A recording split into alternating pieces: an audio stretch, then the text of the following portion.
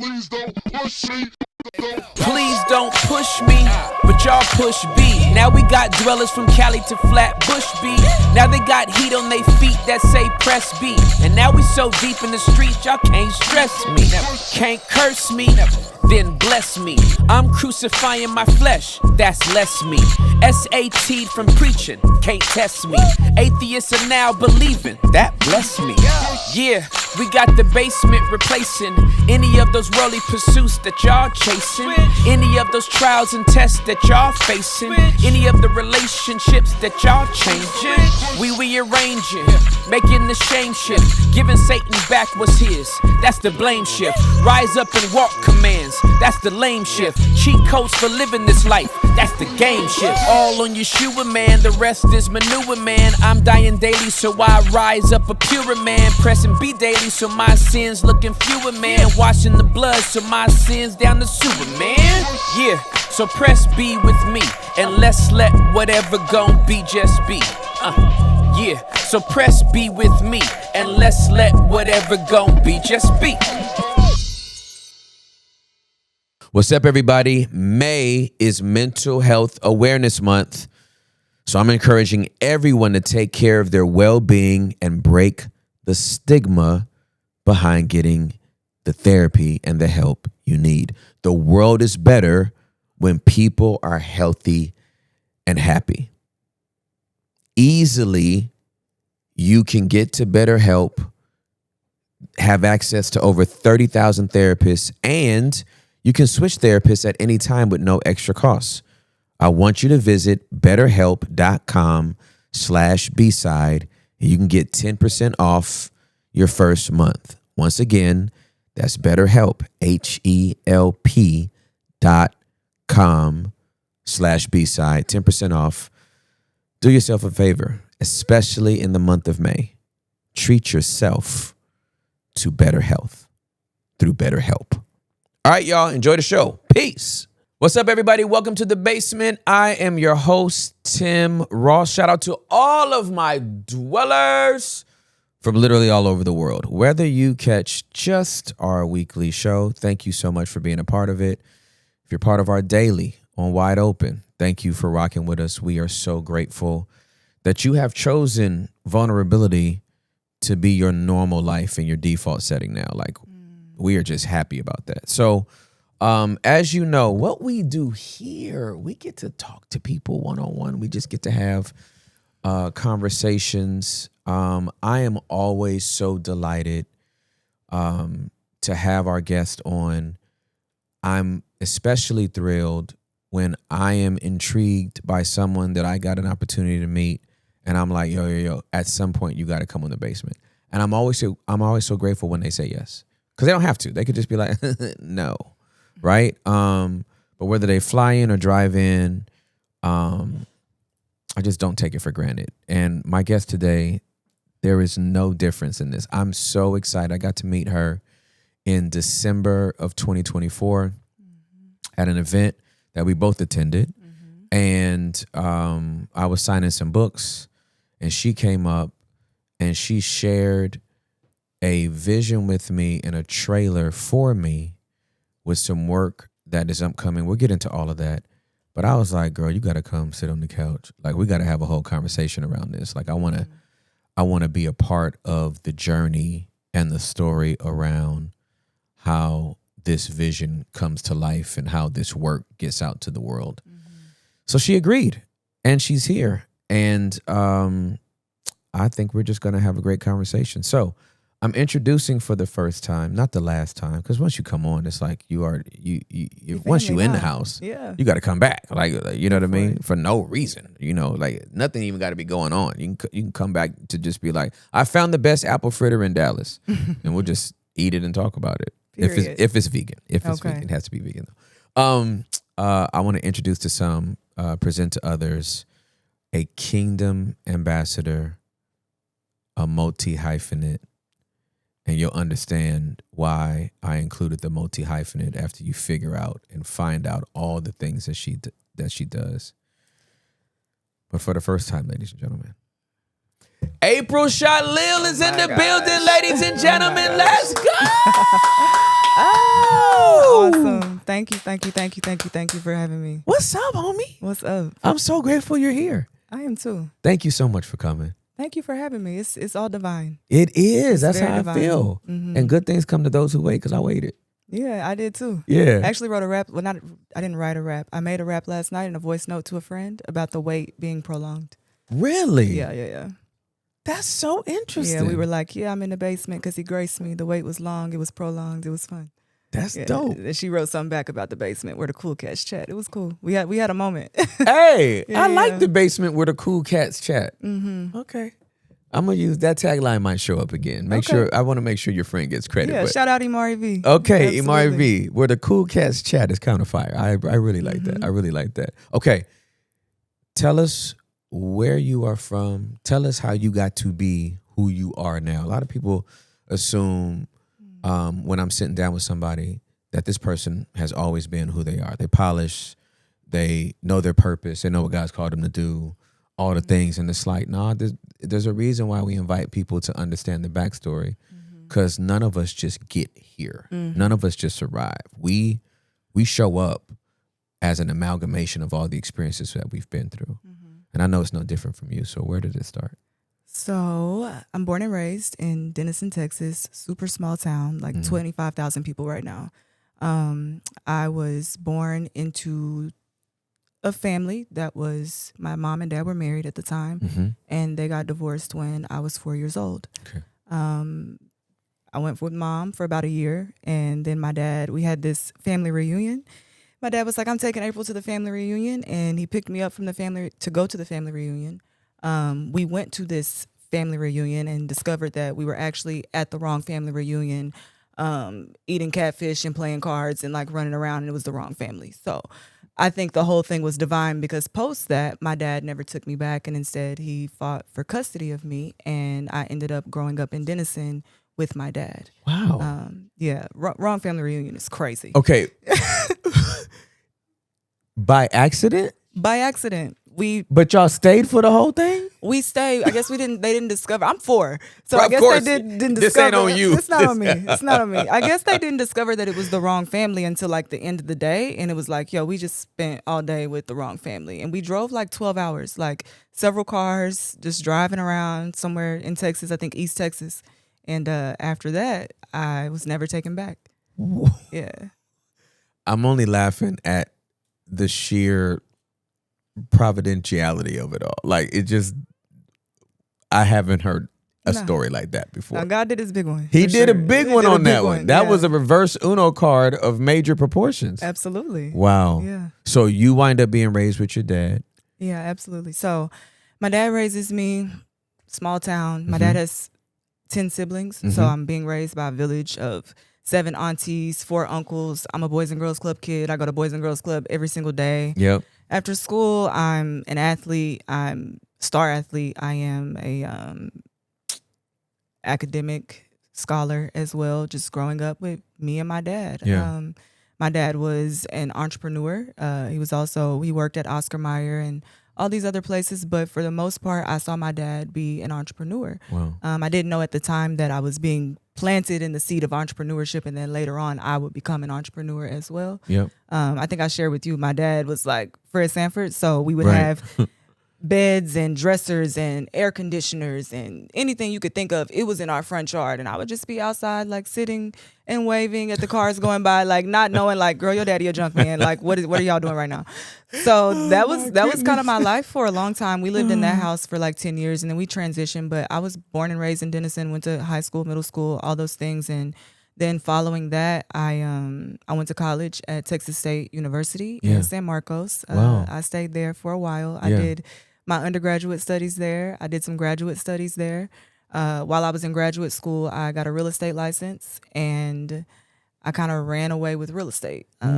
This is when I became very disobedient. Okay. I kind of want to go back though and tell my journey about the Lord. Yeah. But one of the things I was sharing with my dad yesterday is like, you know how people say I got saved on this day? Yeah. I don't have a reference point for when the Lord and I had our first encounter. And my dad was like, that's because you received the Holy Spirit as a baby.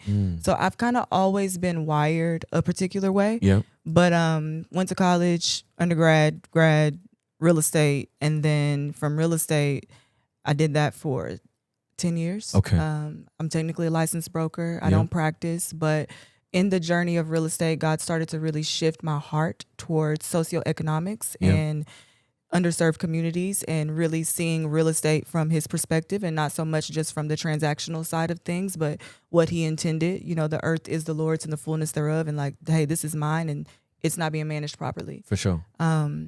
Following that, I opened a music studio in Austin with a couple of friends. Had no idea like why I was doing that. I kind of spent some time there. I think that was 2015, 2016. I was there for like a year. And then my daddy came and got me. He was like, you coming up out of here. Which was funny because I would find myself at the studio walking around. Why am I here? Interesting. Am I watering someone else's garden? Because I'm the most educated in the room. I'm the person in the room that is expected to be somewhere else, if I can say it that way. Yeah. I already have the real estate license at this time, but I love music. Right. But I didn't know that I was a music artist at this time. And I don't think God wanted me to know because my content might have been twisted. Right. So I feel you. I got you. it's really easy to rap and sing about demonic things. Yes, so it is. that would have been a disservice, you know, to the gift. Right. And so my daddy comes and gets me. I moved back to Dallas. Slow down for me real quick. Okay, go back. All right, because I just want to make sure I'm clear. All right, so you had done real estate for 10 years. No, I've been in it 10 years now. Okay, 10 years now. Okay, Yeah. But over the course of that time, at some point you started this music. I'm getting to there. Okay, Yep. because I'm my brain is just, I'm a very sequential person. I'm trying to figure out, did you even know there was something musical in you up until that point? Had you ever done anything musical up until that point? So I sang in choir. Okay. Well, I got embarrassed at church one time because I was like, I'm singing lead, and I never sang again after that.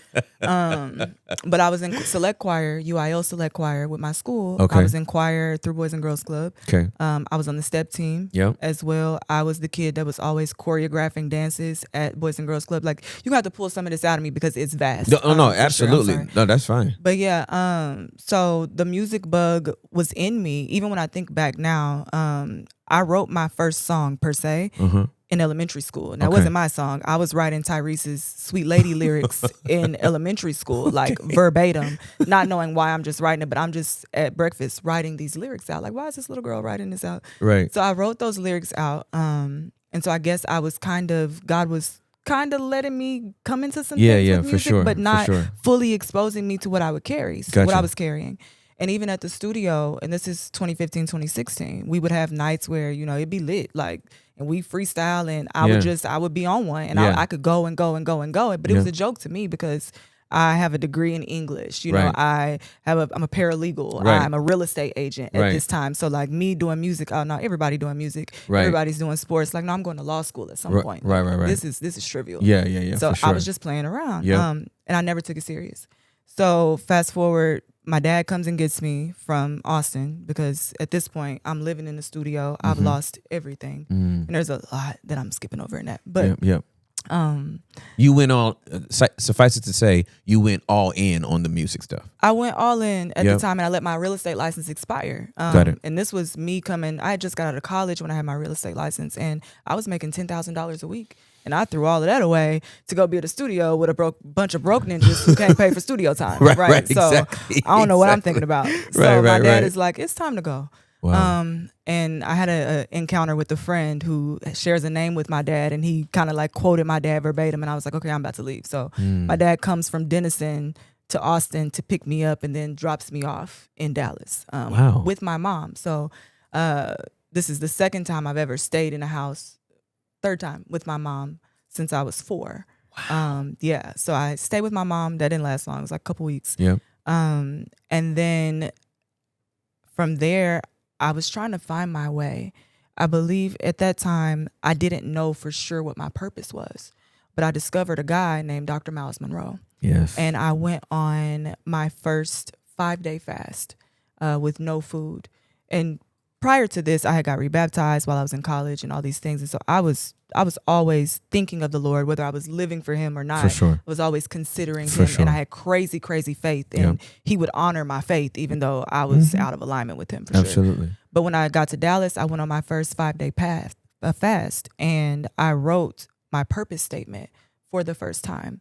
And it included me being in the marketplace and teaching business and real estate to advance God's kingdom. And that was it. And then 2 years later, the Lord said, you left something out. And I was like, well, what'd I leave out? And he was like, you forgot to say creatively. And at this time, I knew I was creative, but I had no context for like what that was supposed to actually look like for me. And so I wrote creative, and I was like, okay, bet we're going to create something at some point. And I had ideas that I would write down for like immersive experiences. And this is 2018. So this is before you're seeing people do immersives or Meow Wolf and like all these things that we see now. God was giving me these things 2018. That artwork, that concept, 2018, 2017, like way before I even thought to do music. I had managed an artist, but it wasn't me doing the music. So fast forward December 2019, I'm at Punch Bowl Social here in Dallas, and I had wrote a couple songs before for some people. I never considered myself to be the artist. And then I was at Punch Bowl Social, and some Drake song comes on, and I don't even know the lyrics because I'm not super tapped into the music at this time. And I just start writing something. And I'm like, what is this? I'm like, this is fire. I'm like, I get home and I start rehearsing and not recording, but just practicing. And I text my friend, I was like, I'm gonna go to the studio tomorrow. And she was like, for what? I'm like, I'm gonna go record this song. She's like, okay, bet. So she comes with me to the studio. I record this song and I start sending it to people. Now it's like December 2019. Yeah. I start sending it to people, and they're like, when you start doing this? I'm like, today. They're like, nah, you've been doing this the whole time. And I'm like, no, I started today. Like, yo, this is today is hilarious. Yeah, today. I started today. And they didn't believe me. Oh my God. And so from there, I was like, I liked that. I liked how that felt. Yeah. And this was honestly the first time that I had ever listened to my voice on audio. When I was 8, I picked up the phone at my cousin's house, and this boy was calling for her. And he was like, who was that little boy that answered the phone? That shut me down. After that, I didn't want to hear my voice. I didn't want to see myself on video and have to listen to my voice. I was totally like over it completely. So this was the first time that I heard my voice. Now, okay, slow down. Go ahead.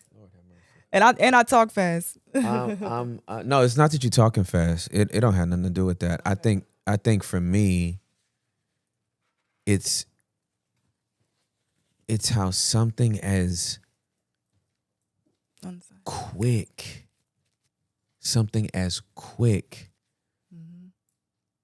as a little boy's comment can suppress something in us.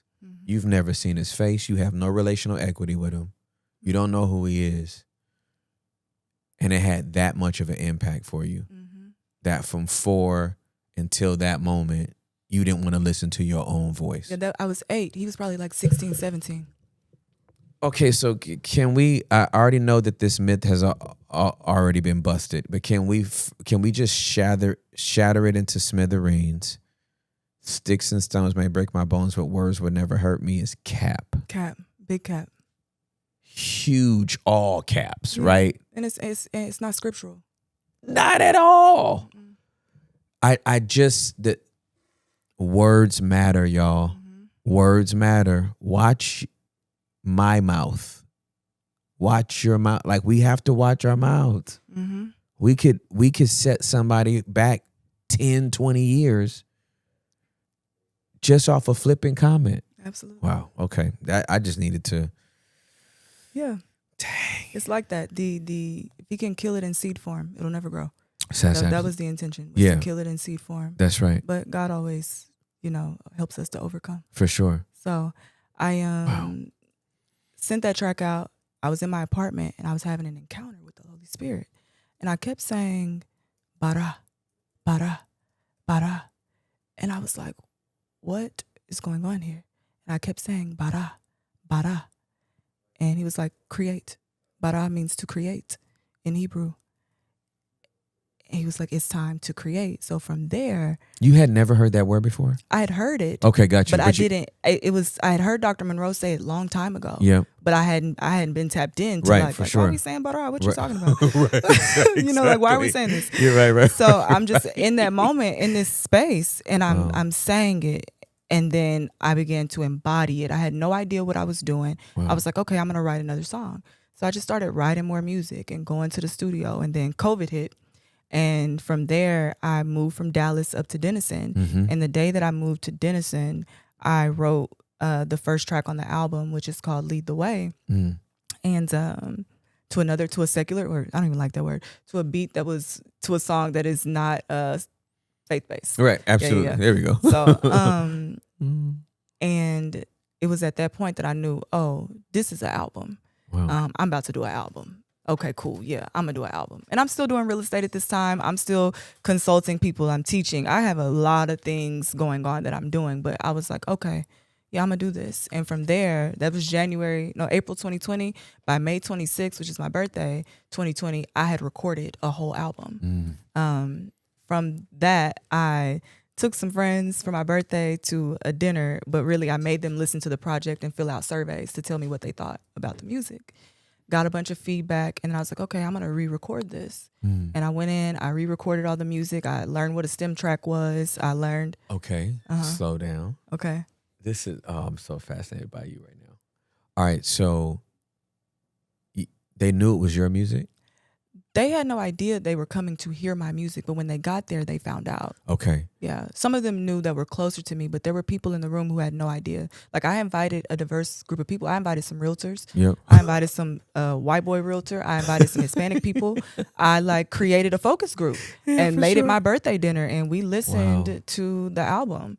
And they filled out surveys, which I still have, and they ranked the songs, what they thought should be the single, what they saw creatively when they heard certain songs. Like, I was very intentional, but I had learned this process because I was managing an artist when I was at the studio. And I have a good friend of mine who is a museum curator, who told me to do that process for the artist I was managing.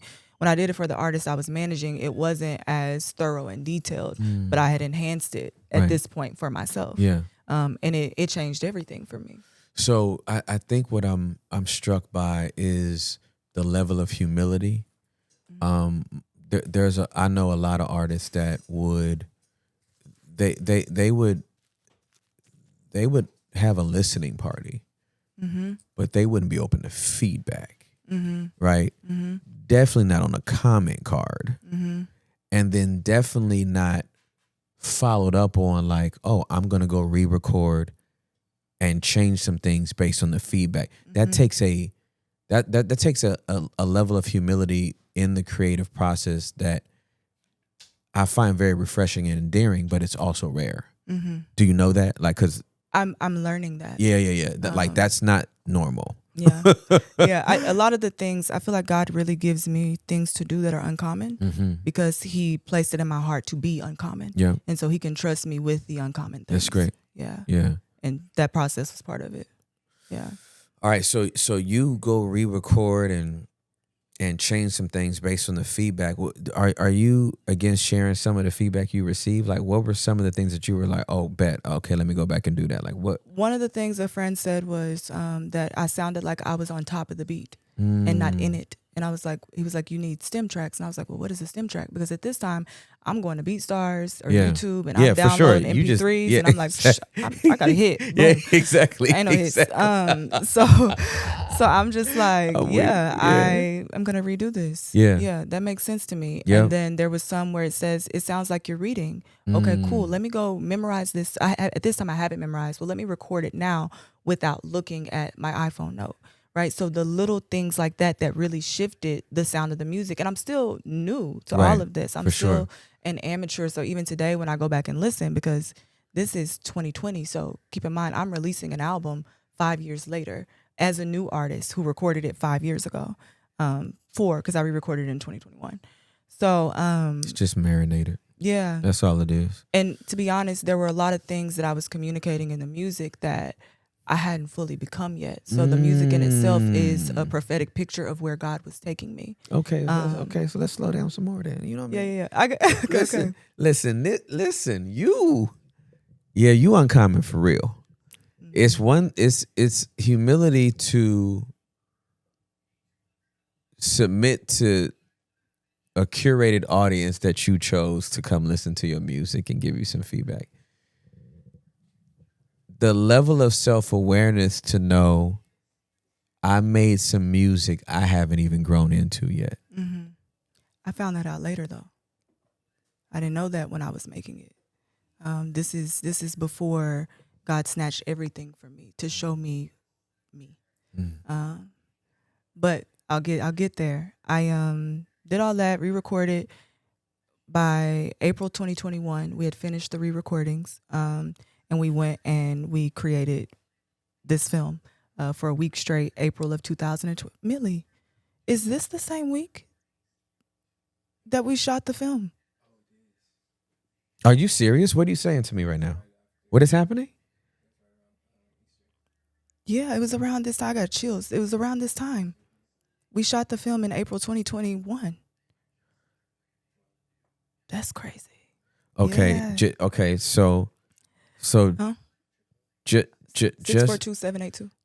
just know, you shot it in April 2021, and the date of this recording is April 21st. I think this is the exact same week. Well, when we leave, I'll look at my phone. Like, I got the dates. Like, I think we might have started it April 21. Like, April 21st might have been the week. For sure. This is surreal. Yeah, it was the 20th or the 21st. First.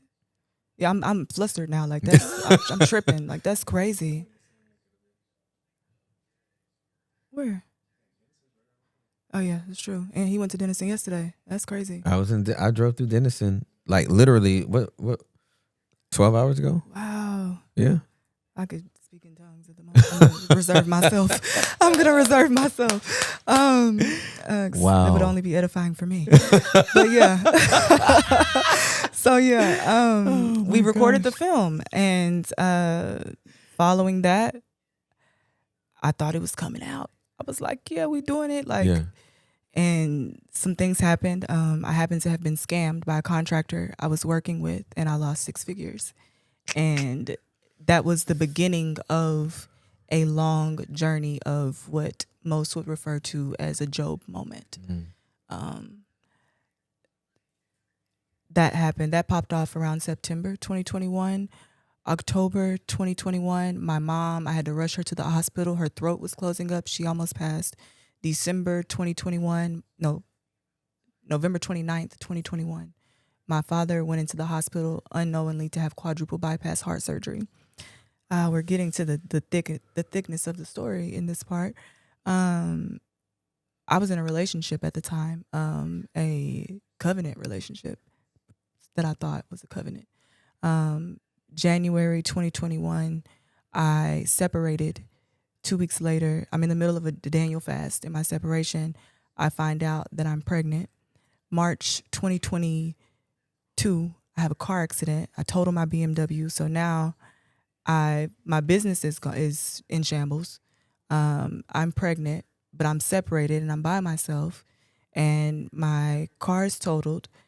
And the grace in that was that somehow my 2014 BMW was worth more than what I paid for. So I got some money back. So that was a God thing. When did that ever happen? That never happened. Did you have $1 million in the trunk? Right. That's hilarious. Oh my God. That's the only way a total car has value. That's hilarious. Okay. So, you had stolen jewels in the back seat. So then, oh my gosh, I reconnect with my partner. We move from Denison back to Dallas. Now I'm July 2022. I'm 3 weeks from 7 weeks, 3 or 7 weeks from full term. The numbers are getting to me right now, but I'm close to full term. I'm 7 months pregnant. And I wake up one morning and the baby's not moving. Her heart has stopped, and I delivered her stillborn. 2 weeks later, I'm at a Rangers game. and I get a phone call from mom and my big sister, who raised me in my mom's absence, alongside my dad. She was the closest thing I had to my mom. My mom was also a victim of the crack epidemic. So my sister, for a long time, was my everything. She was murdered 2 weeks after I lost my baby. And while all this is happening, I'm still like, when's the project coming out? I'm still in the cave working on the things affiliated with Shine, which is the album. And Shine it's keeping me. And not only that, but despite all of the losses, somehow I still have the joy of the Lord. And it's that peace that surpasses all understanding. I still can't call it how I was able to move in such strength in that time. It's only God. So that was 2022. Fast forward, end of 2022, my brother has a car accident and he almost dies. People were very surprised that he survived. He ran into the back of a street sweeper truck at like 5 a.m. And honestly, that year, myself, my brother, my niece, and my nephew, we all had car accidents that ended with totaled cars. Then where we're at, 2022. Now we're at 2023. 2023. I've been building on the back end with the Lord, putting systems in place, website, logos. Like I've been building. I've never stopped building. But during this time, I didn't work. I didn't drive for 2 years. I didn't work between 2022 and 2024. I didn't work until October 2024. I hadn't driven in a car because the Lord revealed to me, if you drive, this is going to keep happening to you because you are operating in a jurisdiction that you don't have covering for. Mm-hmm. So I had some licensing issues. I had some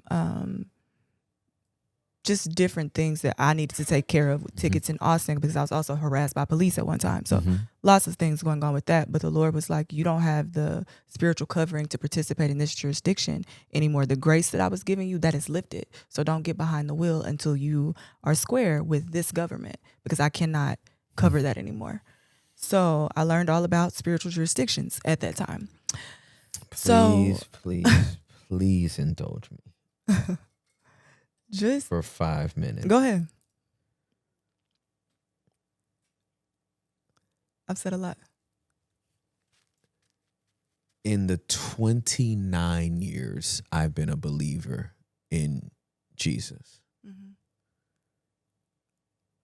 I don't know if I've had 3 conversations with people that understand spiritual jurisdiction.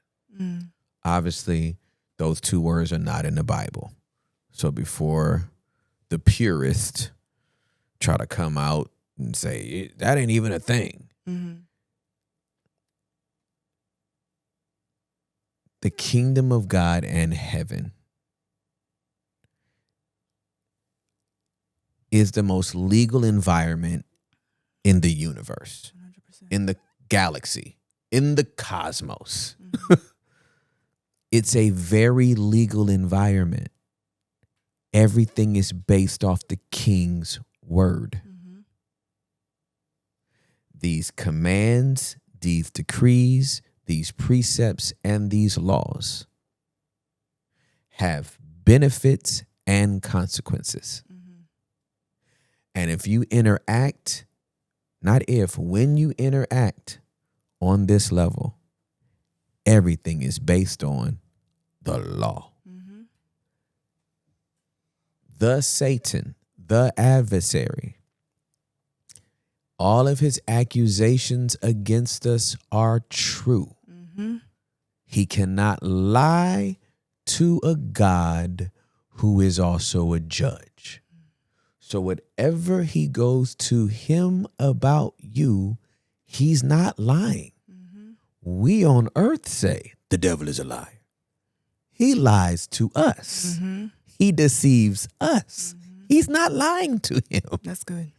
So when scripture says he is an accuser of the brethren, those accusations are correct. Save for the blood, we would all be bound by what the prosecuting attorney has to say. but because of the blood and the defense of our Savior, those charges have been dropped. For you to hear from only the Holy Ghost, I got to go back to his OG name, okay? For you to hear from the Holy Spirit to say, hey, yo, you can't be riding dirty. And I'm just making that up. Don't know the specifics. But you can't be riding dirty and then expecting God to bless you. You can't not pay your taxes and expect God to bless you. You can't be in arrears on your child support and expect God to bless you. You can't owe this debtor and then expect God to be giving you a blessing, but you ain't gonna pay your debts back. Like, that's real stuff. It's real. And I don't know if I've heard 3 people total in 29 years talk about that level of integrity and character that has to come for you to be able to operate on a level spiritually. Okay. I just had to. No, that was wonderful. That right there, the Lord telling you, oh yeah, go ahead and clean all that up because I can't do nothing until. Yeah, I think what you said, the expectation, right? You can't expect him to do it. I think there is a grace that is given. That's right. And you can receive. And you spoke to that. And if you don't know that grace is lifted and he hasn't told you, you'll find yourself where I was, sitting on the side of the road on 35, looking at my car and hearing, you're not in righteousness, which righteousness is all about being in right alignment with the king. It's not just about not sinning. That's correct. Right? I'm not in alignment with the king's word. That's right. And I'm trying to function out here on the government's highways, and I'm not even a part of this government. So really, like I'm here by way of my passport from heaven allowing me to be here, but I'm not a citizen of this territory. That's and when my government lifts my grace, I'm at the hands of these people. Now I'm in a bad place. So I understood that, and I was like, I'm not driving. And when I say I'm not driving, I was not playing. I did not drive for 2 whole years until I got right. So it was important, and I try to share that with people because people move frivolously out here. They do. Yeah, it's bad. Yeah. So I want to jump out of my skin. I promise you, I'm just so happy to hear somebody talk specifically about this. It is not a joke. Yeah. God's government is not a game. It's not. It's not a game. It's really not. People get nervous about hearing lawsuits. My nail tech was telling me yesterday. She was like, when I hear the word lawsuit, I get so nervous, girl. I'm like, yeah, these worldly lawsuits I can deal with. I've been to the courts of heaven. I'm not trying to go there. I'm not trying to be in that place. Like, that's not where you want to be. It's scary. That is true. Wow. God is the fear that we have to have, that awe of him is a lot. Yeah. It's weighty. Wow. But yeah, so that happened. And then, like I said, I was still building. 2024 comes around. I start working again. God is so sweet because I couldn't drive. He pops up an apartment locating firm right across from my apartment that I can walk to. And when I was in Austin doing my real estate thing, making $10K a week, I was doing apartment locating. So that was like my jam. Yeah, for sure. And I hadn't done that in years because at some point I shifted my purpose for being in real estate to being all about investing, helping people build generational wealth, and the impact side of the business. So this was my first time getting super transactional in a long time. And so that sustained me up until a point. During that season, the Lord started to place things on me again about my role in his government, but also as a representative, as a lawyer in the world's government. And so I decided to use my paralegal certificate, which now I work as a paralegal full time, get back into law. But meanwhile, all these things and transitions are happening. I'm still working on the project. I'm still building a team. I'm leveraging whatever resources the Lord is sending my way. I left something out. During 2023, I fasted for almost 100 days. Wow. So post all of the trauma, I fasted, one, because I wanted to understand my gift as a seer. And I felt like I needed to live a fasted life to be able to know the interpretation of what I'm seeing. Because even with this project, most of the moves that I've made, it was because I saw it first. Like, I saw digital prints. Yeah. So I made digital prints for a long time. During that process of waiting and the trauma and all the things, I would have these dreams where I would be with like a Kanye West or somebody of influence, and the music wouldn't play. The Wi-Fi wouldn't work, the speakers wouldn't sound like, and God was just showing me, not yet, not yet, not yet. And it wasn't until 2024 that I had a dream where I actually heard the music. And so I put a snippet out of that particular track. But before that, I had no idea. So I spent that time in fasting and praying and studying and learning and doing prayer visuals and going through some ministry training, lightweight and in a lightweight way. And that was my 2023. And then 2024, I was still kind of continuing in that. So during 2023, I didn't fast 100 days straight. Let me make sure I say that, y'all. Don't do that. Don't do that. But the first 3 days of every month, please don't fast 100 days. It's crazy. And God had to literally tell me, you're done now. But the first 3 days of every month, every single Wednesday of every month, of every week. And then July to August, I fasted 40 days. And then there was some one-off fasts that I did with some friends and sisters in Christ during that time as well, which accumulated to almost 100 days of fasting. I didn't know for sure why I was fasting. You know how people like, I'm fasting for this, that, and the third. Sometimes I knew, especially when it was corporate or when it was dealing with the partner I was with at the time. I knew those things. But in totality, I feel like I'm still receiving, this is why you fasted. Even in meeting you and all the things that happened to me in Atlanta, this is why you were fasting. I was preparing you for where I'm taking you. So I went through that. Fast forward, now we're 2024. The Lord gives me confirmation to host my first art exhibit where these digital prints are presented in a gallery form. It was up for almost 30 days where people could come in with headphones and like listen to the music. And so this was my version of the listening party, which you mentioned, but 4 years later. Right. And people got to experience the music. And then since then, I've received the okay to continue. That same month, I'll say this is how I knew I could continue. August 2024, I had an angelic encounter. Two things happened. I see the angel of the Lord, and I don't know it's the angel of the Lord. I'm at a taco shop, and I'm like telling my friend, do you see this person watching me? And she's like, no, I don't see him. I'm like, he just walked back there. And we look back, and this is a really small spot. I don't know if you've ever been to Taco City over in Trinity Grove's area. We should have been able to see him when we backed out. Like, there was nobody there. Right. I'm like, you really didn't see him? Like, he was watching me. And it tripped me out. I thought about it all day. I was like, wait, that was really weird. Because it wasn't like creepy, like I'm trying to talk to you, I'm interested in you. Right. It was like, I see you. And that night, I have an encounter.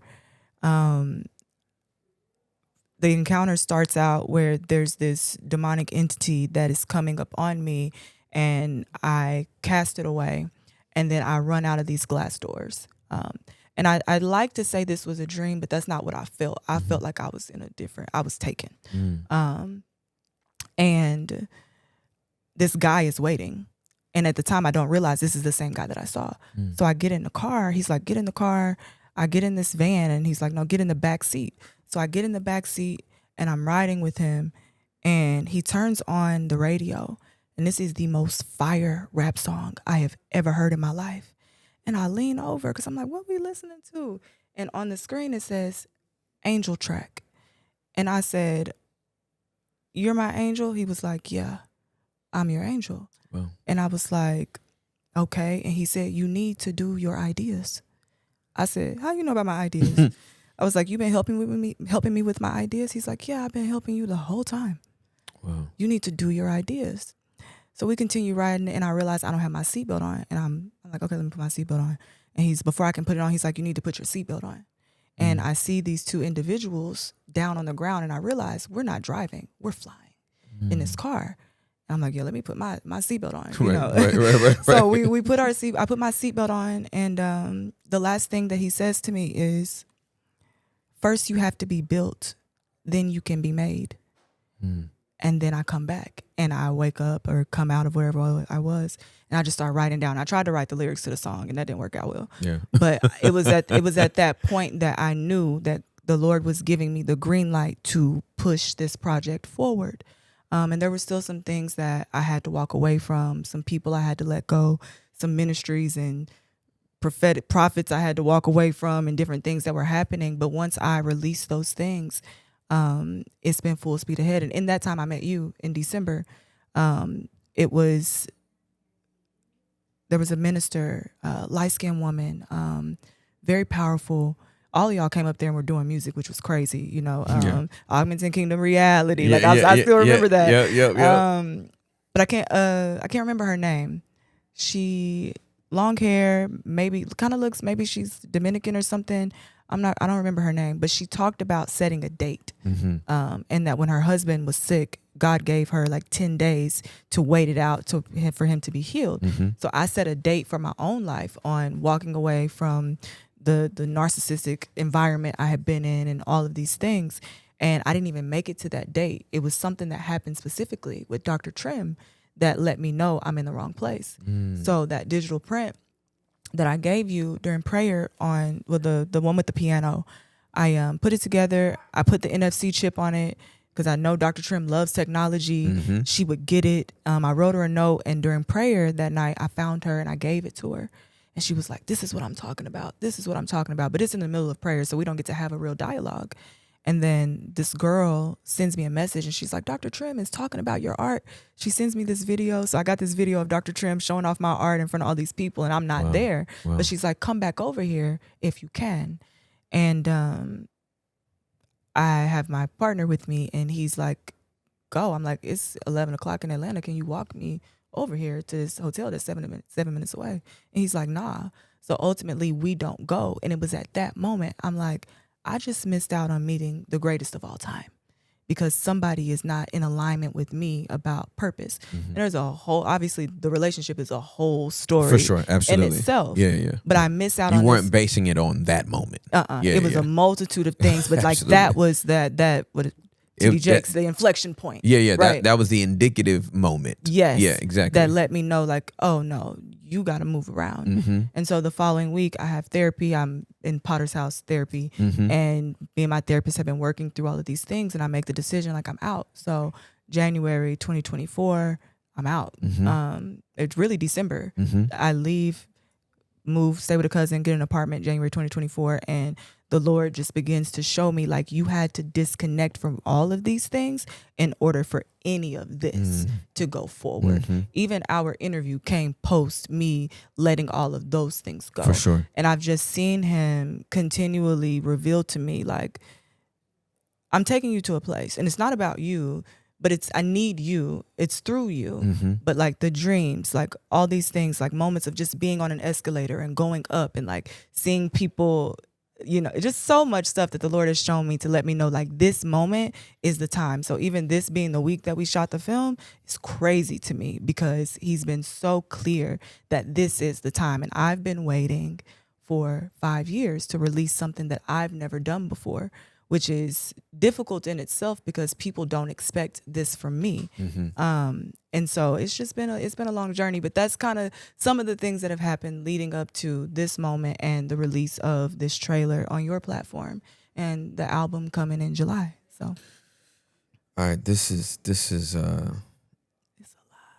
it's a lot, but it's I'm in heaven right now. I love doing these. So I usually, this is very rare for me to do. And I feel led to do it. okay. Now, it could be the hash browns I had before we started this. Oh my gosh. So I just want to give that as a disclaimer. Just because I feel led don't mean he said. Right? Okay. That's my disclaimer. Just because I feel led don't mean he said. I like that. And this is very rare that I would make meaning of something so sensitive as it relates to the relationship that you were in. Because I don't have the full story. I don't have full context. And yet, here's what I felt when you said what you said about this person escorting you 7 minutes to go meet this, The greatest of all time. the GOAT, right? Mm-hmm. Now again, this could be my hash browns and the fact that I just know a lot about the Bible. But this is what I felt. What I felt was Jesus appeared in the midst of two disciples that was walking down the road of Emmaus. Mm-hmm. And he walked with them back to their house and sat down. And they didn't know it was him till he broke bread, then he disappeared. Mm-hmm. There is something to be said about someone that won't walk with you for 7 minutes. Maybe what's indicative is that he was never willing to walk with you to places that concerned your purpose. 100%. I just, No, for what it's worth, it's facts. that is usually something that never comes to my mind, or that I would say it maybe after the pod. Mm-hmm. Like, hey, I sensed this during this part, but I didn't want to but I just felt like I needed to say that. Yeah, no, it's facts. And since then I've learned about a demonic covenant. Right. And I thought I was getting into a divine covenant, and I was getting into a demonic covenant. And just as much as he was a hindrance to my purpose, if I wasn't his, then I was a hindrance to his as well. Which a lot of people don't have the humility to say that, Right. But the Lord told me that, hey, don't you think that it was just him hindering you? Yeah, you were very, very hindered, but it means he was supposed to be somewhere else as well. So I knew that, especially as it relates to this project. And this is how I know that this is a God thing. Because I was writing this music, and I was all over the place during COVID, and I was striving and I was seeking the Lord. But during that season, I didn't even fast. And I'm like, I didn't fast like the whole time. I didn't catch that until a couple months ago. But with this project, every time we got ready to do something, this day that you're looking at, multiple scenes that you'll see, there was warfare that would show up to the set. If I got ready to say I'm going to go do a podcast for the project, something would pop off in our home to hinder me from going, to delay me from going, to disrupt my equilibrium once I arrived, to make me feel I wasn't supposed to do this, or I'm not who God says I am. Like, so much of the accusations, and so many accusations, so many false narratives and just lies that the enemy was using him to say to me. I got to a point where I didn't even think it was really because he was simply to a point opening himself up to be used. But I'm like, no, the enemy has an agenda against me. There was a spirit of like, what's it called? Premature death. That was chasing me. Like, I knew death was chasing me. I could feel it. I had several dreams where I could see these entities having a conference about me and what I was bringing forth. And I don't know the potency of this, but what I do know is that even in the experience of creating this, there were people who were introduced to God who were on my set reading tarot cards and now are on fire for Jesus. Right. And so God has used this project, and it hasn't even been released. Right. And so what is really in this? What is this? Absolutely. And it's totally, this was not on my vision board. And I'm a Monroe student, so I have a vision. Right. I have a plan. Like, exactly I'm organized. That's like, right. I've got it written out what I'm going to do. And this project was not a part of that.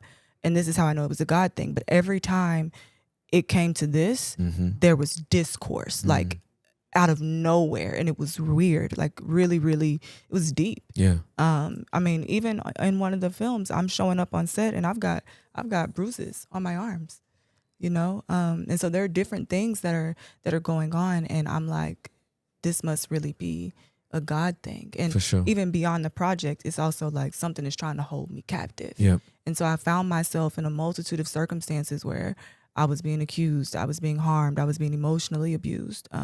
I was being lied on, even with the scam situation. Like, there was a lot of heavy warfare, and God kept me. Like, he kept me to this point. When I lost a baby, I never doubted God. In fact, I wrote a song. They induced me and gave me contractions, right? Yeah. And I wrote a song, Never Doubt Him, Son of Man with a Plan. Like, it was like, walked out with all power in his hands. Never doubt him, son of man with a plan. And I said that over and over and over as they pulled this dead thing out of me. And the doctor comes over and he says, "You're an angel." And just so many little things, to the point where in the hospital, people were coming to my room to find out why I had so much joy despite what was happening. And I was sorrowful. Like, I cried, I grieved. Yeah. Like, I'm a human being. I felt all of this. Right. But my faith in God was confirmed through that situation. And that's not the usual story. Most people lose faith, but my faith was confirmed. Like, I'm not just saying these things now. No, I'm living these things now. So when we talk about I wasn't fully all of these things, that process of 2 years of the trauma, it made me, per the angel, first you have to be built, then you can be made. These things made me into what I'm communicating on this album, thematically, scripturally. And there's some things that I thought, could be a little bit arrogant inside the album too. And God has worked he's done a good job of making me humble as well, because of these circumstances. And so, yeah, it's definitely, there was definitely an agenda to stop my purpose, which started long before any of this. One of the things I didn't say is before my dad took me, I was in Oklahoma City with my mother. That's where he picked me up from. And the day that they blew up the DFW or VFW hospital place, whenever it blew up, I was supposed to be there. And the reason that we weren't there is because my mom was getting high and we were late. And my sister called and was like, "Have you and April made it yet?" And she was like, "Why aren't y'all at the place?" And she was like, "Oh, da da da." And she was like, "Well, don't go because they just blew the building up." But I was supposed to be in that building. And so there were little moments like that happened at a very young age, where I almost went into a pond in the car. I put the car in reverse and my dad had to chase the car down. I'm 4 years old. Funny enough, I was just sharing this the other day, and then I'll digress. Funny enough, that same thing happened to me when I took my partner to my hometown. We were in a car, the exact same color, at the lake this time. He got out of the car went in reverse, and I almost went into the lake. And me not discerning properly, I didn't catch that this spirit is here right now with you. And so I put myself into a relationship that caused me a lot of pain, but ultimately it's helped me to become as well. All right, so here is one of the things that is not lost on me, that I want to make, that I just want to ensure that this is not lost on others as well.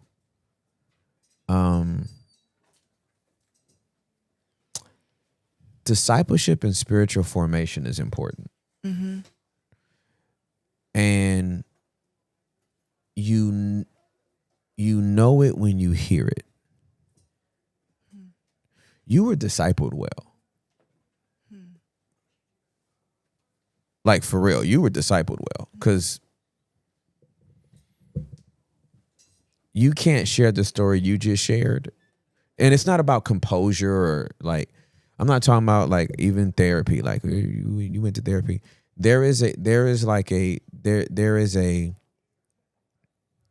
strong anchor in you that's allowed you to navigate all of this stuff. And that's just not lost on me. I'm just happy. Yeah. Yeah. When you say I was discipled well, it's interesting because my mind went to who discipled me.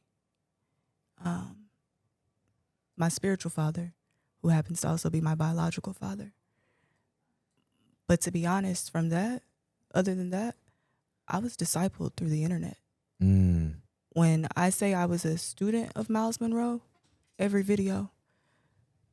A student of Tony Evans, every video. And I was hungry. And I was in a place, like, being honest, I would roll a joint and read the Bible. Like, I was hungry for God. And Joyce Meyer was doing Bible studies while smoking cigarettes. So I believe it. But I everybody got a story. everybody got a story. Yeah, for sure. I was hungry, but my dad, without him, I could not endure the way that I have. Like he's the guy that calls and speaks life. Yeah. He dropped me off at college and never came back. Let me put that out there. And if you ask him why, he will say, because I trust my prayers. I trusted what I prayed for you. I trusted what I put in you. When I was growing up, my dad made me take communion every day. We took communion. And I still practice this. Yeah. But we took communion before school. If you came to my house, my dad was going to put holy oil on you when you came in the house. So, and he's not a religious man. Yeah. When my dad began to change his life, because Papa was a Rolling Stone. When I listed those siblings, I got a brother and a sister that are the same age, 2 different moms. Yep. He would sit out in our front yard. He would drink beers and play dominoes and be in the club, be in the streets, all of this. And then when I got to middle school, he flipped a switch.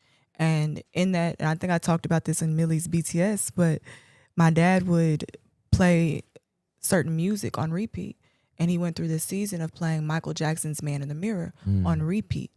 Every day I came home, went to sleep, Michael Jackson's Man in the Mirror was still on. I'm like, wow, we listen to this song. It's still on, it's still on, it's still on. And I watched him transform right before my face. So I saw God not only renew a mind, but really make somebody a new creation right before my eyes. And I'm a youth, I'm a teenager. Yeah. And I saw the reality of what it looks like to press to become. So I'm big on personal development, self-awareness, and getting better. I'm almost to a fault, almost too concerned about improving. It could be a hindrance at times. Yeah, for sure. God even revealed my perfectionism is also pride, and He's had to correct me with that. In that. But my dad has been my number one. He's my rabbi. Yeah, for sure. That's my rabbi. Yeah, absolutely. Yeah. No, he put a heavy anchor in you. Yeah. He did. He put a heavy anchor in you. And let us not overlook the power and the results of being hungry. You do not need proximity to an individual when they've left you all their content. You didn't say you was a personal disciple of Miles Monroe and you went to Nassau, Bahamas once a quarter for a weekend and you had fireside chats with a cohort. You just consumed all his content online. It is my brain can't wrap I can't wrap my mind around a person that has this much digital access to anybody and everybody and still complaining they don't have a mentor. Yeah. I don't get it. And this was 2017. Listen, 1997, I had a road. That's why when you sent me, I got to show y'all. Let me tell you something about April. April came bearing all kinds of gifts. Not just 1 gift, 2 gifts, 3 gifts. She done hit me with art and music but y'all see this? I did not plan on showing this, but I need y'all to see this. And from my audio files, I'm holding, that's a cassette tape, y'all. This is a cassette tape. A cassette. This is my generation. A cassette tape. Y'all got podcast. Y'all got Spotify. Y'all got iTunes. Y'all got all this kind of stuff y'all can do. Do you know what I had growing up? I had this. This is all I had. I had this right here. And I had a shoebox full of cassette tapes of preachers. Oh, wow. And sermons and teachings. That's what changed my life. It wasn't I didn't have no podcast in 1996. I didn't have no YouTube in 1997. I let my tape rock till my tape pop. I I was listening to sermons. And that's how my biblical literacy went up. That's what gave me the love for my word. That's what gave me the art. That's what gave me the love for the art of communication and made me expand my vocabulary and made me sit down with a Bible and a notebook and a Strong's Concordance and a dictionary and a thesaurus. Wow. How many ways can I say the same thing without using the same word? Like, this is you gotta there's gotta be a hunger there. Yeah. Or else you don't grow. And it's 2025. Don't nobody have no excuse that they ain't growing and I haven't been mentored and nobody will take time for me. Too much access. It's too much access. To whom much is given, much is required. And I think we understand that from one perspective. Like, I've been given a lot of gifts, so a lot is required of me. But if you understand the demand that God has placed on you, he's also required to give you a plethora of resources to manifest the reality of that demand. That's Does right. that make sense? It makes perfect sense. And so I look at it like that. Okay, if I'm who he says I am and I have all of these resources, he's providing this for me so that I can meet the demand that he's placed on me. Absolutely correct. Yeah. So the hunger. If you're struggling to be hungry, just fast. Like, get hungry. We always look at that as if it means like I want it really bad. No, make yourself hungry.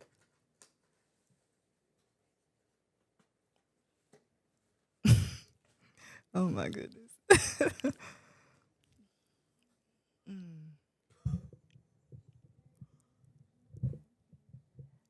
I'm not sure I have ever heard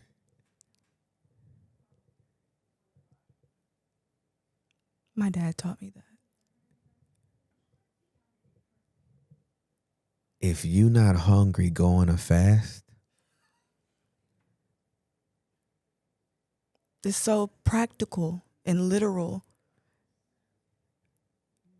That's what's making my whole mind rejoice right now, because I'm a literalist. And I have never considered saying that in my life. It's so simple. It's a proverb. That's how simple it is. It's simplistically profound. Oh, you not hungry? Go on a fast. Don't eat for 3 days and see what happens. Yeah. You'll have an appetite after that. Child,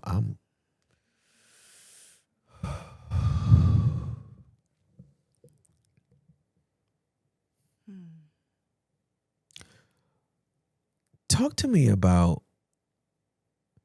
a project that's 5 years old.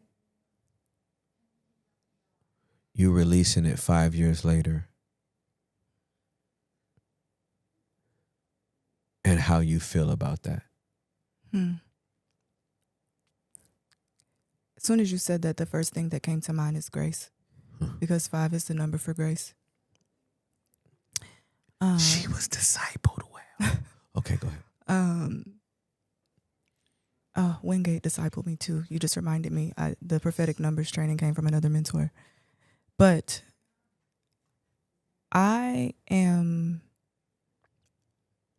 somewhat frustrated because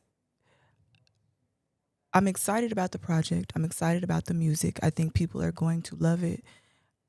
But there is parts of it that I created in a season of life that was very difficult for me.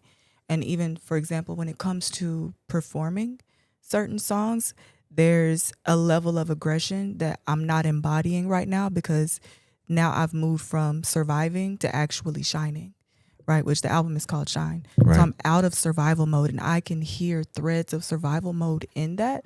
So from the standpoint of like how I feel about it, some of it is kind of hard for me.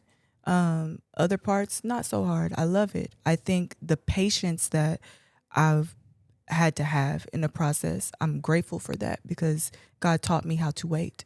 He taught me how to be patient, and he prepared me for whatever is about to happen. Yeah, for sure. We're in it. It's happening Right, now. Like right. I'm prepared. Right. So I'm grateful for the wait because I'm better now. But when I hear it, like if we're just talking about musically, lyrically, there are certain things and not things, but there are certain, I don't want to say tonalities, but there's an energy Yes. that I know is coming from that place of I'm in survival mode Right. because I'm being harmed. Right. And this is my outlet. Yeah. And a lot of it, I don't know where I would have been if I wouldn't have had that project to pour into. Right, for sure. It was a great distraction for me. Yeah. I think the beautiful part of it being so long is that there's so much scripture woven into the music. It's evergreen. Yeah. It's always going to be relatable. Yeah. There's a lot of real estate talk in the project that is more on the impact side, some of it a little bit transactional. So it's not really my reality right now. But I think I always weave in the impact, like my narrative to advance God's kingdom never changes. No matter which mountain of influence God sends me into, the narrative and the mandate is always the same. But there's some things that I don't necessarily do anymore that I'm talking about. Understood. So there's just it's like almost two different people. Well, I just think it's fascinating. There's not too many artists that ever have the opportunity to create music and be able to continue to evolve before the music is released. Yeah. And then have an opportunity to explain where they were. Mm-hmm. Yeah. Like track 8, I was here. I'm no longer there, but what you'll feel and hear and sense is this, this, and this. To have the self-awareness to do that is like, we just watched Piece by Piece. It's Pharrell's documentary. Okay. In Lego form. He wanted to be. Oh. He wanted. It's delightful. It's our favorite Lego movies, not because it's all black, but it's our favorite Lego movie. Wait, the Legos are black. Uh-huh. Oh wow. Busta Rhymes is in it, and that's and, cool. and Is this on Netflix? Noriega. It should be on iTunes or something, Netflix or something. Okay. But it's called Piece by Piece. It's dope. Okay. It's like super dope. So like for me, I'm like, Pharrell gets obviously the opportunity to show us where he was in all of these different seasons of his life. Right. But it's music we already heard, and we just took who he was at the time, and now he's reflecting 15 years later. It's another thing I recorded all this music, and it is evergreen. Like everything I've heard so far, I'm not like, that's definitely sounds like early 2000s or late teens or early 2020s. Like it's evergreen music. Like you bopping. Like I would not sit here and be like, it's really good, and it's not. Thank you. I'd bump that now. Thank you. So in my Tesla, because I have to listen. My Tesla's like my little studio. If it don't pass the bump test in the Tessie, then we need to get it to you so you can test it out. Oh yeah, I got to test it. So I just think it's great to have an artist that gets an opportunity to do this. This is going to release in July. So July 26th, Okay. we are having we're having an album premiere event. It's going to be unique. We're calling it an immersive cinematic performance. So there's going to be elements of the visual album. There's going to be performance, and there's going to be some stage play, and there's going to be some immersing the audience into what we're doing. Oh yeah, this is an experience. It's an experience. Yeah, this is and absolute if you want to experience. sponsor anybody out there, we're on the sponsorship run. Okay. Yeah. So do we have all the links and stuff for sponsorship and whatever you have? What do we need for that? We don't, but I can Okay. get you some links. We need all of it because Okay. we want to make sure when this episode comes out that everybody has YouTube links. Everybody has all the links in YouTube, and we can put them on both Spotify and iTunes. Okay. Is there a budget you're trying to reach? Yeah. Okay. Actually, we're trying to raise $40,000. So to be honest, when I lost everything, Yep. it was so humbling because prior to I was financing everything. Yep. And I even raised money to actually pay off the editors for the visual album. And so God has taught me to not be prideful, too Understood. prideful to ask. And so, Good. yeah, we're trying to raise $40,000. A lot of that is marketing, but Yep. I really believe that in collaboration. So we've got a lot of collaborators on the project, and I would like for them to be compensated as well. For sure. And we got venue costs and stuff like that, the basics. But yeah, we're trying to raise $40,000. Okay. Do you have a link for that, or I don't. Okay. Create one Okay. yesterday. Okay. Got you. Because yeah, I need that. There is a Stripe link. There's some Stripe links that Kima created. There's a Stripe link that Kima created. Yeah. Okay. Just make sure I had that. Okay. Because we have some generous people. Okay. And we are all, so many of us that call Basement and Wide Open and Upset the World Studios home. Like, we're creatives. Yeah. And so we want to be a part of it. Okay. Yeah, we want to be a part of it. So thank you for that. I'm what? believing for God's best, because I'll be like, Lord, you got me setting dates. Yeah. What we doing? Yeah. Well, you got to set the date. If it's a faith move, we got to set the date first. Absolutely. You know, when you move, he moves. Absolutely. Just like that. Just like that. Yeah. Period. So I'm hyped. Yeah. Okay. Yeah. I need links. Okay. I'm excited about this. This is going to be in Dallas. It's going to be in Arlington. In Arlington. Okay. July 26th. July 26th, 6 p.m. red carpet. Okay, people. While you're making your summer plans, I need everybody in the DFW Metroplex to pull up on July 26th. And it's going to be streamed virtually. And so it will if be you're not in DFW. So if you're in Iowa, if you're in Billings, Montana, okay, if you're in a city that I don't know in Maine, you can still pull up. But I want us to be, there's just something about this. I want us to be a part of it. Yeah, I just think the dwellers want to get behind this. Okay. I do. So we're gonna support this. Okay. We're gonna all support this. It's gonna be dope. I appreciate that. I'm so excited for you. I'm excited too. Yeah. I am. I'm overjoyed, and I'm containing it right now, but I'm lit. Like, I'm lit because I've been waiting a long time. So Yeah. there's you asked how I feel. I have a lot of excitement. Yeah. And joy, but I'm one of those like what's next kind of people. Yeah. So I'll be dialed in a little bit. So I have to pause to like pat the back and do the celebration and all the things. But yeah, I'm excited. Did something happen with the microphone? Because I can hear myself so much differently now. Really? Yeah. Nothing. Maybe it's because I sat up, but I Maybe. yeah. Yeah, maybe it's because you sat up. Maybe. He got up so you could sit up. Absolutely. Hey. I received. Thank you. Okay. Okay, so let me say this.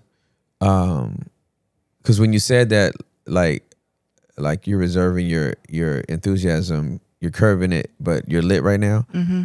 So my dad, this guy, Okay. he took me and my brother and my mama to a WWF wrestling match. Mm-hmm. I don't think I was 10. Maybe I was 10. Mm-hmm. But Miles would have been 9. Okay. Mm. So Miles, serious face at all times, right? One of the greatest senses of humor of anybody I've ever known, but he was just, I enjoy a moment. I'm fully in it, present. I'm doing cartwheels the whole 9. And so we both watching wrestling. Hulk Hogan is fighting Kamala on this night. I'm in heaven, right? I'm turned around looking at everybody. Oh my God, it's the greatest thing ever. Miles is sitting up here like this. And my dad keeps turning around like, Miles, are you enjoying yourself? And he was like, yeah. And he was like, man, are you sure? Do you want anything? Do you need water or soda or whatever? He was like, no, I'm good. Like, this is the greatest thing of all time. Like, that was my brother the whole time. So I know what it is to like be super ebullient about a thing. But like, I'm present in the moment right now. Absolutely. I'm completely locked in. And I've had to learn how to do that. because I got sexually abused when I was young, so my mind was always on the next thing. Same. That way I didn't have to, you know what I mean, deal with the present moment. I could just put my mind somewhere else. And I have learned to be present now, and I actually enjoy it. Yeah. I enjoy it. I'm like, damn it, I got robbed of this. I shouldn't have been robbed, but I got robbed of it. So now I'm reclaiming it, and it feels good. Yeah, Yeah, it's it feels beautiful. good. Yeah. I'm lit with you. Thank you. I think our whole team is pretty excited right now. Yeah. I'm super grateful. I've had an opportunity to work with like Dallas College and UNT to get some free help. Oh, those are my people. Yeah. Which one? UNT? Oh yeah, over UNT, there. they right there. Yeah, I've got some interns that work pretty hard, and we've been pushing it. So I was having dreams about a team, and I was like, God, who are these people? Because they were all different races. I was like, I don't know nobody. I haven't even been out the house for 2 years. Like during that time when I wasn't driving, I also wasn't going nowhere. Yeah. So I'm like, how are you going to assemble some people together? And the resources would just come. So I'm excited. That's fire, bro. Yeah, we've been working really hard, and I'm excited for people to hear the music. Yeah, me too. And the different assets that we got, even like the book the journal that I gave you, that came out actually before anything else came out. So it's a lyric devotional journal and soundtrack. So the way that it works, you might enjoy this because you're a creative. Inside the book, there are the lyrics to each song, and this one is a little intense. I've simplified it since, but this one is a little intense because I'll take the intense one. Because in this one I list out every scripture that's embedded into the song for a Bible study experience in it, but it's like every scripture. Okay. That's the new one is shorter. I was supposed to have this one. Okay, absolutely. I'm the Bible study nerd. But what happens is you see the lyrics, the scriptures are referenced next to it, but the QR code that's in there is actually the instrumental for the song. So you get to kind of figure out how you think the lyrics would or should sound over the instrumental. Who are you? I'm April Sha'Lil, the Kingdom Ambassador. I mean, I know that, but still. Yeah. And also Kingdom Ambassador makes so much more sense now that I know that you were under Miles Monroe's teachings. That makes absolute sense. Just so you know how much I'm on track with you with Dr. Monroe. It's the reason why Embassy City was called Embassy City. That makes sense. It's the reason why we didn't refer to our people as members. They were referred to as residents. That makes sense. We didn't have new converts. We had new citizens. Everything was literally around. That makes sense. This is an embassy. Every church is an embassy. Yeah. It is a representation of heaven on earth. Yeah, absolutely. So, yeah. I caught it at the conference. When you were teaching at the conference, you not only taught on shining, but I could hear the governmental language of the kingdom in your talk, which is what drew me into you in the first place. And I was like, thank you, for the magnitude of your brightness. Thank you. So I knew. Yeah. We actually had a gift for you. We made you a passport, but we'll have to send it to you because we had some technical difficulties. But we made you a passport. We'll show it to you before we leave. I want it. Yeah, I want it. Yeah, you're gonna get it. It's so exciting. Oh my gosh, I want it. It's something I want the tribe of followers of this project to be able to have if they decide to be citizens of God's kingdom. Yeah, that's beautiful. And it comes with like the rights and privileges and just different things in it, but you're going to like it. That's why I was like, what is your birthday? Because we didn't have the year on your passport. We only had the date. Got you. Okay. Okay. I'm so hyped. Yeah. And I didn't finish. In that also is like a devotional. There's affirmations and there's journal prompts, but yeah, basic. So I don't know. I feel like I was already supposed to know you before this time. I don't know. I know God's timing is perfect, but I mean, good Lord. I had an instruction to go to the Potter's house in 2017, and I didn't go. Were you there at that time? 2017? No. You weren't there. You were at the embassy, huh? Yeah, I was already at embassy. You were already at embassy. Yeah. My last year at PH was 2010. 2010. Yeah. I was in college. Yeah. I wasn't here. Yeah. But yeah, maybe so. I don't know. I feel like I know a lot of people in the spirit. Yeah, for sure. One of the most profound things with this project that we did, though, and this was right before Pastor Mike dropped Kingdom, right? Right before that, I went to Tulsa to sow into Crazy Faith, specifically for this project. And one of the things that I wrote was that I'm believing that the kingdom of God will be preached. And then the next year, the director of the film, she sends me a video. She's like, oh my gosh, look what Mike Todd is doing. And I'm like, oh wow, that's crazy. Because we just wrote that on there at the thing. So that was kind of a full circle moment. And so I knew God was stirring an audience even for the language of what's happening in this courtroom scene.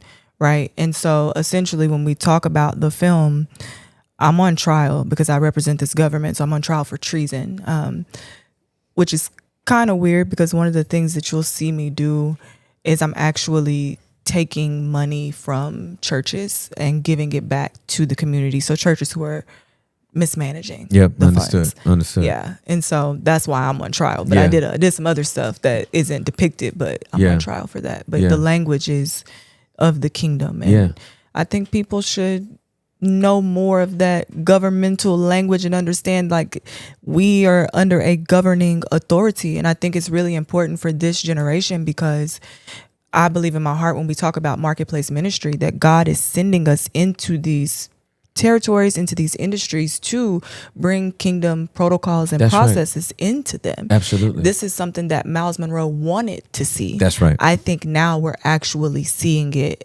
manifest. And I think that it's being done in a way that is not a bunch of semantics. Like you're not going into the boardroom saying hallelujah, but rather you are postured, and I was sharing this on the way here, postured before God to receive and to have the advantage when you go in the room. So like, I believe that our visions and our dreams and all of the insight that we get from God is our competitive edge in the marketplace. I agree.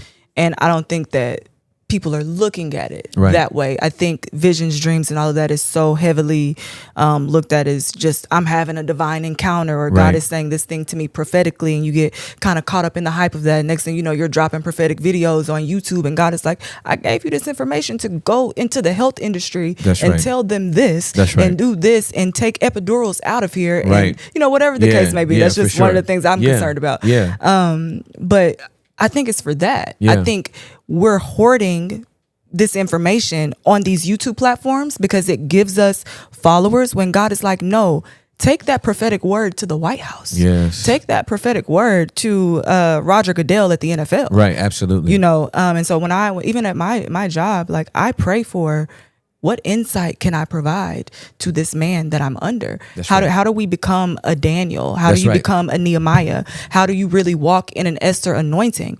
And if you follow the pathways of these stories and you take them into the marketplace, like I've seen it happen for me. Like I know right now I'm riding on favor, but all 2024, I pressed into Esther. For sure. Over and over. I'm pressing it. I'm teaching it. I'm talking about it. I'm mentoring. I'm Esther to find myself in a position where I'm hired on the spot. Yep. I haven't been a paralegal working since 2014. Yep. I'm hired on the spot. I'm not qualified. Not only that, the woman that was before me, I wasn't supposed to take her spot for 2 years. I took her spot 7 months later. Wow. 2 months ago. Wow. And so I know that these principles of the kingdom, they are living, they're active. If you activate them, absolutely, they work. But I feel like we're hoarding all of the information because everybody's caught up on being a part of the fivefold under the mountain of religion and church and not taking your prophetic gifts and your apostolic gifts into the other mountains of influence. And so part of the narrative since I created this has been all about that. And understanding that. But I really want to empower people to lead. And I feel like these gifts that you have, it ain't just so you can show them off and be like, oh, I'm prophetic and blah, blah, blah, blah. No, go do something. Go lead a king, go find someone to serve and like bring the kingdom of God to earth. That's where I'm at with it.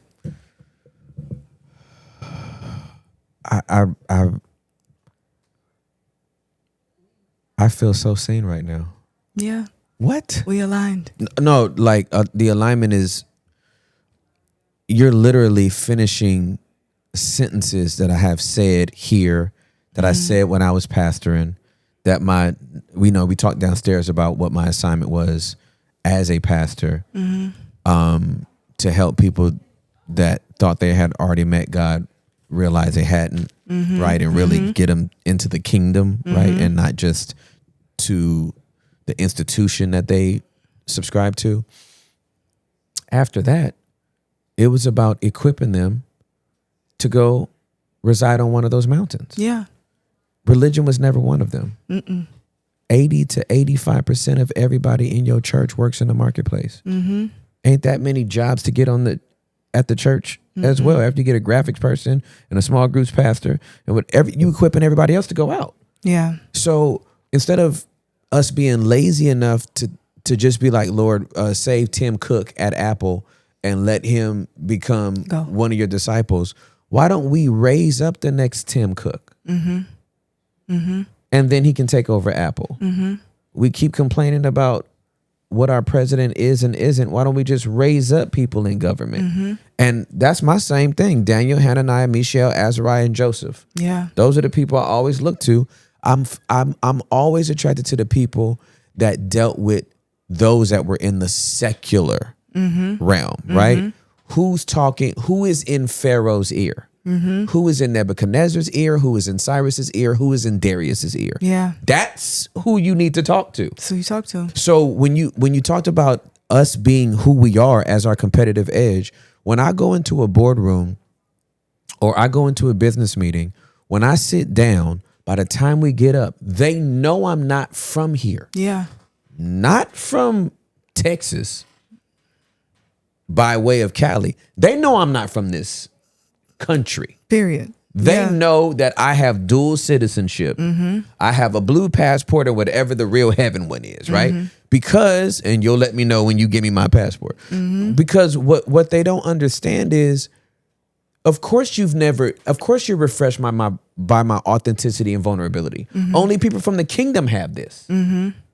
Of course you're impressed by my humility and my attunement and discernment. Nobody from your realm has this. Yeah. Like nobody that is from that is from the city state called sin has this. Yeah. Only the redeemed have this. So of course you want to do business with me. Like that understanding is like, oh, I just wish I could clone you. Well, all true leaders create more leaders, and that's what the project is about. Like putting this information out there because I'm a product of who discipled me. That's exactly right. Absolutely. And I think one thing I learned from Monroe is that everybody is born to lead. Everybody. And until you're told that, until you have leaders humble enough to tell you that, that's right, then you won't think that you can. That's and so right. You'll get comfortable sitting in those pews and letting everybody else go out and do the work. When we were driving here, when you come from Dallas up this way, you have to drive, what can we call it? Like Strip Club Row? Like where the strip clubs are, and then you have Harry Hines. And I was telling him, like, our responsibility when we look at that part of the territory at the bottom of the mountain, right? When you're in this what my another mentor calls the walker's view.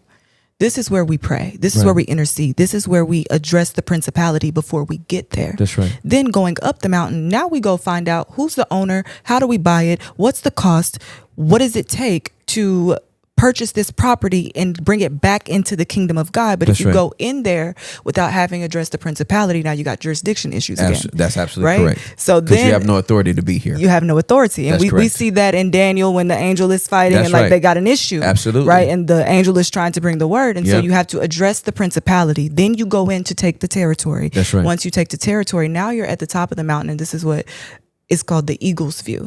Now you get to view it and establish the things. And sometimes you get insight before you even get to the top because God is giving you vision. But I just look at these levels of going up the mountain, and people don't know that process, and people don't know that they're capable. And maybe it's not buying Strip Club Row, but maybe the mountain that you're dealing with is you're a teacher and you're inside of the school system. Yes. And you need to work your way up the mountain. Yes. To bring new curriculum or, change what the kids are eating. That's Whatever the case may be, everybody has a place within each mountain. And it's not just the mountain of religion. But if you think that you have to be in a certain leadership position to make change, then you don't really understand the authority and the dominion and power that you've been given. I heard it like this: the lowest ranking individual in a company could be the highest ranking individual per se in the spirit. Correct. So you could have a janitor that's praying and interceding and like pressing into the spirit. And the day that he meets the superintendent, the whole culture of that school or that school district can change by that one encounter. Absolutely. So correct. don't devalue your position. Right. You have to see your position as, I'm seated in heavenly places. I don't care what your role is. That's right. I'm in heavenly places with Christ. That's so facts. when I'm up here, I rule and reign from up here, looking down on what I'm dealing with, not looking up to God and begging, but no, I'm ruling and reigning and seated with Christ. He's giving me insight on how to move in this system. That's great. If that makes sense. It makes perfect sense. And so that's, people don't know that they're seated. People are still begging and people are not ruling and taking dominion. And people don't know that, no, you were born to be a leader. Absolutely correct. Every single human. Absolutely correct. Everybody on earth has it on the inside of them. They just have to give themselves permission. Yeah. Because they already have been given access. They've been given authority. Mm-hmm. But if you don't see yourself as that person, that's when you keep walking around here like you're something that you're not. Yeah. And I know that I was meant to rule and to take dominion over every space that I step into. Yeah. It's just, that's my right as a citizen of this country. Mm-hmm. That's what you're doing here in media. Arts and entertainment. It is media and arts and entertainment, and God has given me influence right here sitting on my couch. Mm-hmm. And that's the rest, right? Like when you get in it with God, it's like, and that's another thing I learned. I learned to rest.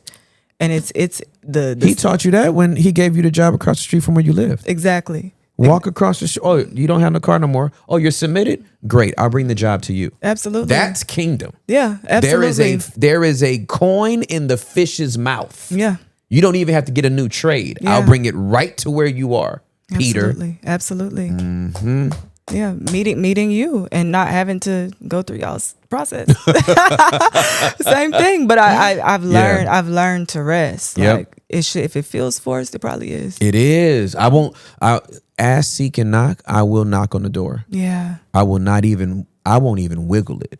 I'm not gonna grab the door handle and twist it. Is it even open? No. If I knock on the door and it don't open, then that means there's not a person on the other side to open it. I'm not going to break and enter. I'm not going to wiggle the door jam. I'm not going to listen for footsteps and put my ear up to the no. Ask, seek, and knock. I will ask, I will seek and knock. And if that door doesn't open, another one will. Mm-hmm.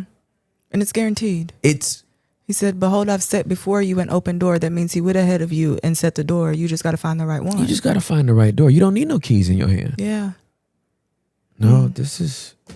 Wow. I'm in heaven. We are seated. We are already seated. Yeah. Thank you. Amari V again in that little rap she said you're gonna be talking to Tim about heavenly places. Look at us. And we here. Yeah, that's crazy. This is the literal. I think what I'm geeking off of is how desperately my heart wants this level of conversation to be normalized amongst believers. Like a full awareness of our citizenship makes us see the world differently. Mm-hmm. I don't spaz about stuff like other people because I understand my rights as a citizen.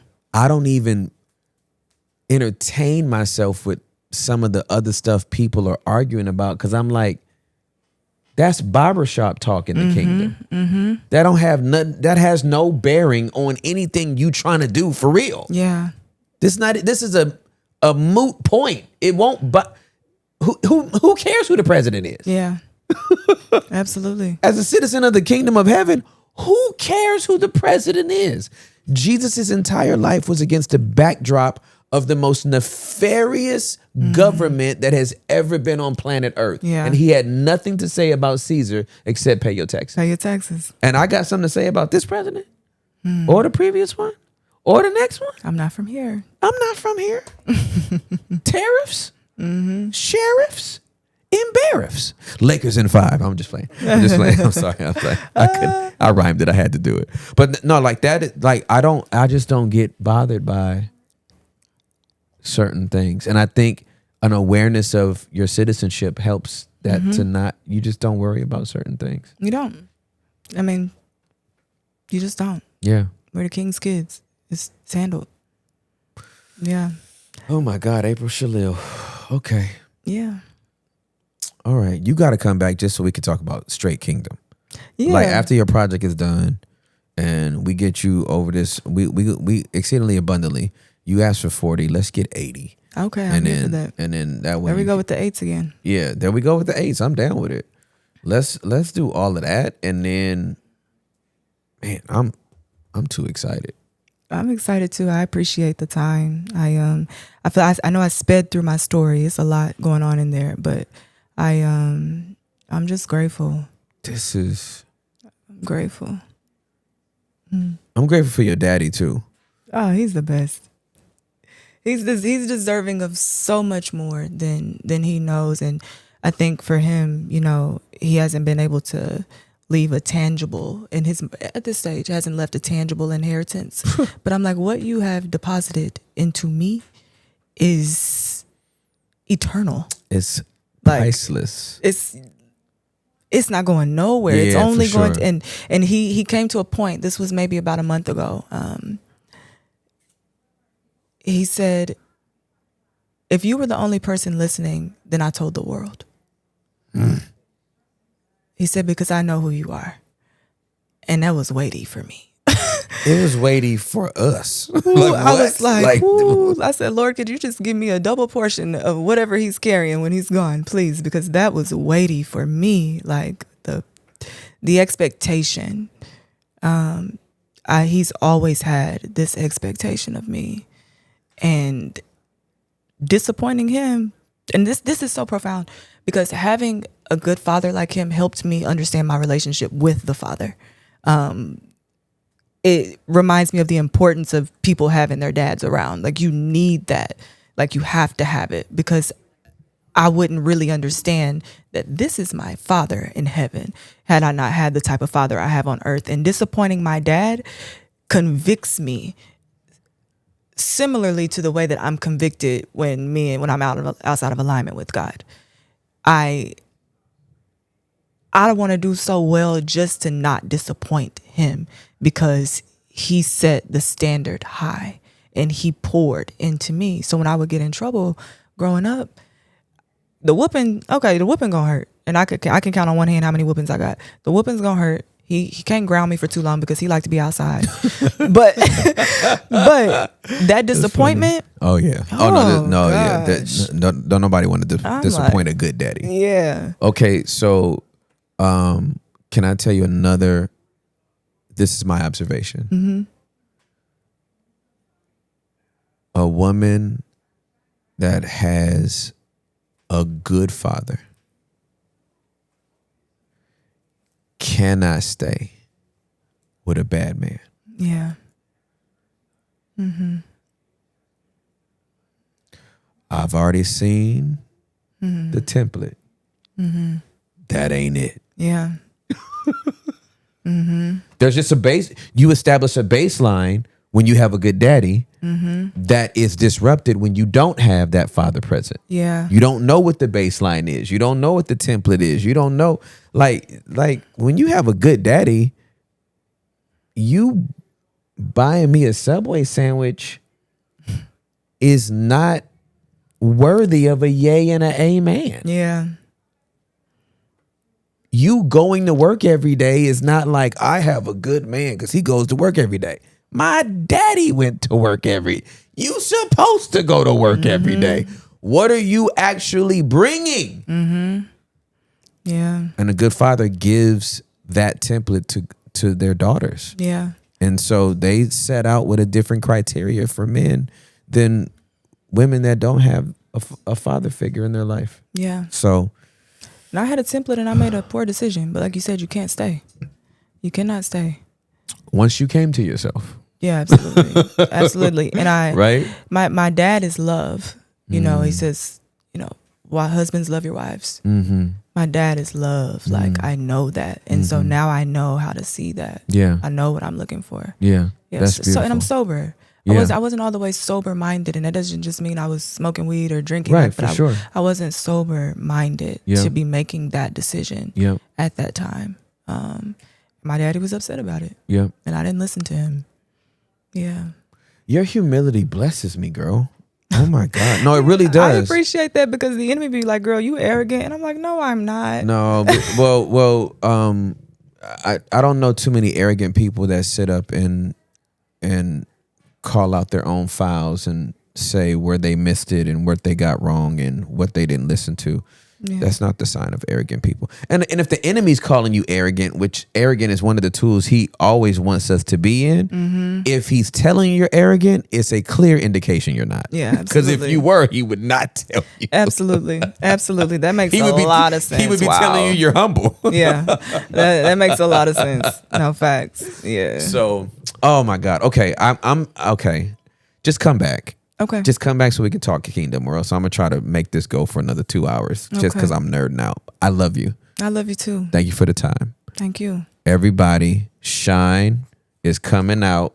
Oh, I gotta open up my Your cassette tape. my cassette tape. Shine is coming out. It is an interactive, immersive experience. There is art. This when I tell you she's a multi-hyphenate, there's so much coming out of this girl, so much that she has poured into this project.